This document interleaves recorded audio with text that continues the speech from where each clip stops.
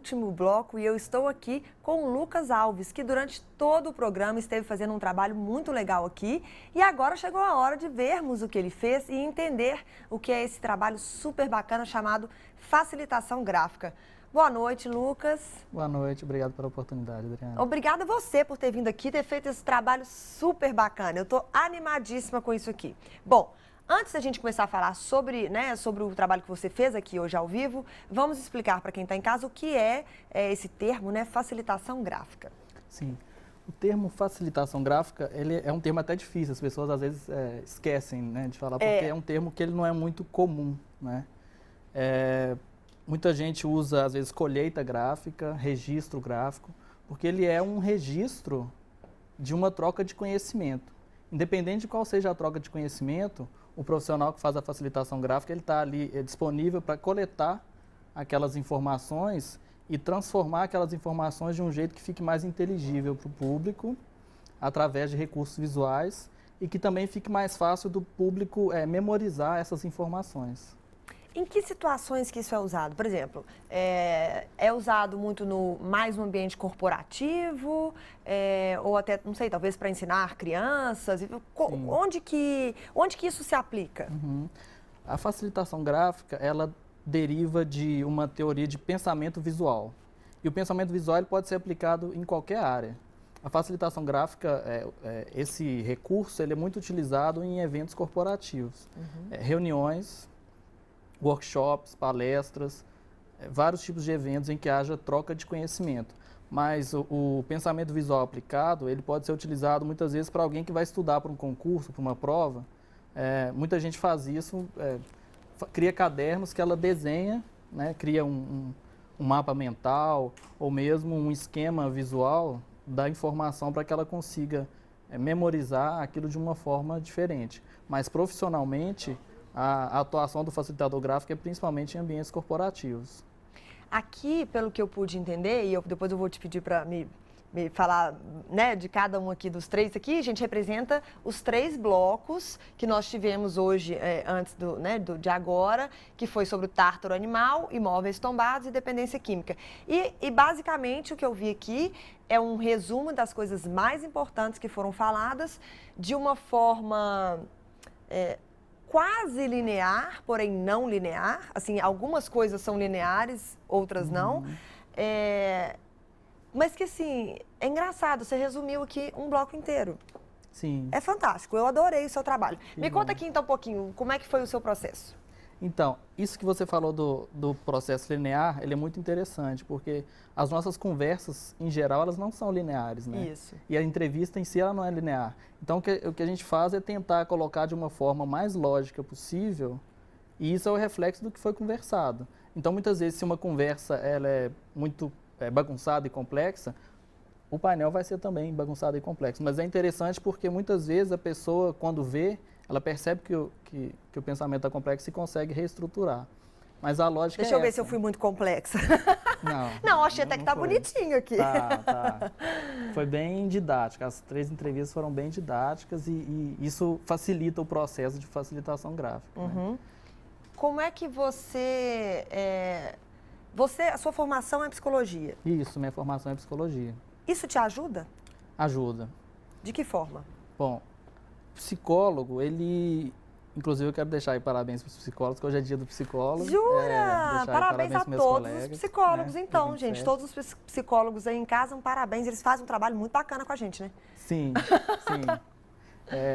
O legal da formação em psicologia é que a gente desenvolve uma escuta para poder captar elementos e conseguir interpretar essas informações. Nem todo facilitador gráfico é psicólogo. Na verdade, a maior parte dos facilitadores gráficos são ou artistas visuais ou designers que já têm uma habilidade de trabalhar com visual, mas tem muitos psicólogos que também atuam como facilitador gráfico por causa dessa capacidade de compreender, muitas vezes, o processo do grupo, porque muitas vezes facilitação gráfica ela atua ali junto com um grupo, uma dinâmica de grupo, etc.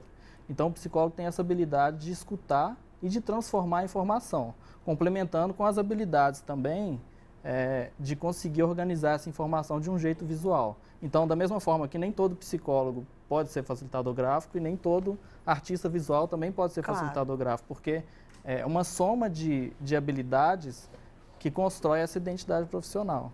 Bom, aqui no processo de hoje você foi fazendo durante as entrevistas.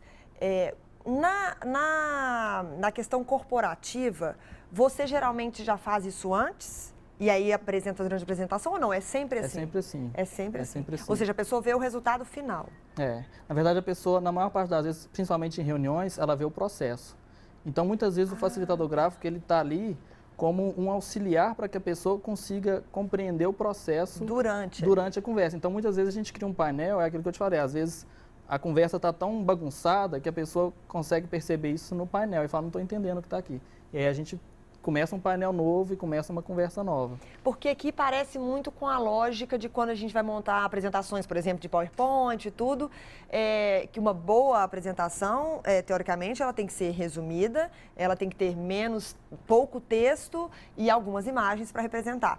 Então, eu imagino que a lógica da criação ali seja muito parecida. A diferença é que você tem muito menos tempo do que a maioria das pessoas, porque uma pessoa para fazer uma apresentação, ela fica ali um tempo pensando e tudo, e você faz tudo rapidinho e super bem, super desenhadinho, bonitinho. Eu tô encantada com o seu trabalho. Que bom.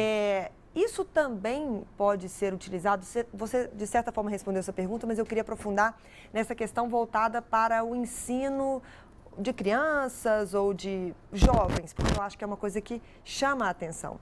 Você acha também que isso pode auxiliar nesse processo? De duas formas. A primeira delas é o próprio educador utilizar desse recurso para transmitir um conhecimento.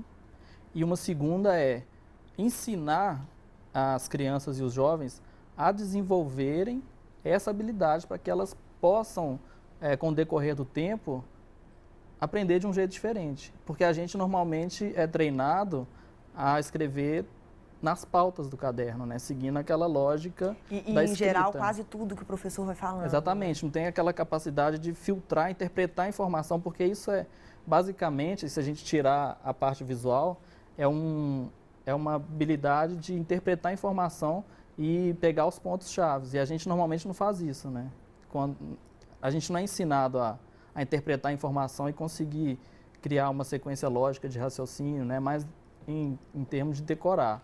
Isso aqui me lembrou muito os meus amigos e amigas que estudam para concurso, que tem 1 milhão de livros para ler, né? Matérias e matérias e matérias, e é quase impossível da pessoa lembrar tudo que ela estudou, né? Durante, sei lá, 1 ano, 2 anos. E aí eu fico pensando assim, vamos fazer uma revisão da matéria. Isso é uma boa forma de se fazer uma revisão de matéria. Com certeza. É muito legal, serve para tudo o seu trabalho. Serve. Aqui, eu queria, se der, gente, para pegar aqui e dar um close, que eu queria mostrar de pertinho para as pessoas verem. Não sei se está dando para ver de casa. Tenta dar um foco, por favor. Aqui.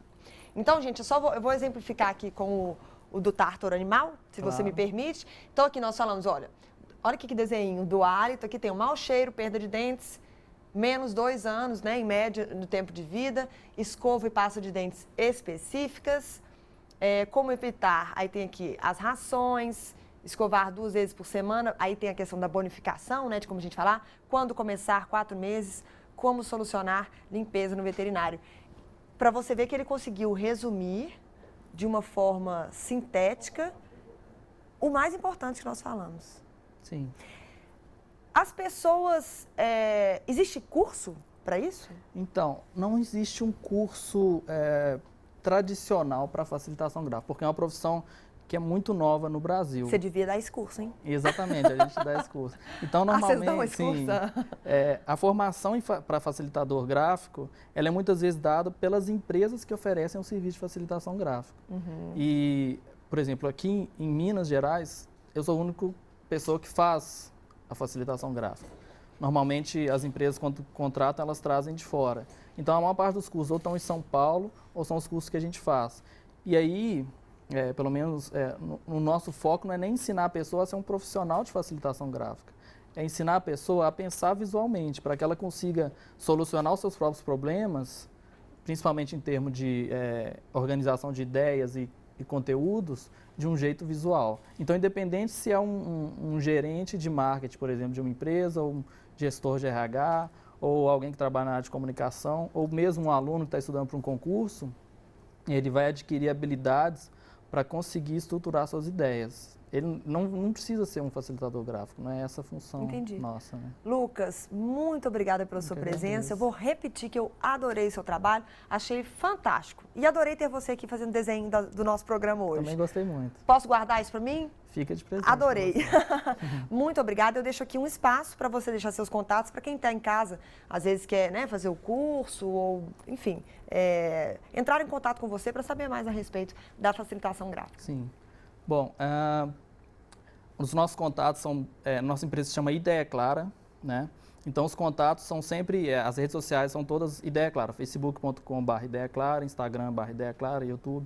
Cada uma das redes sociais a gente publica algum tipo de informação referente àquele meio. Então, vídeos explicativos, etc.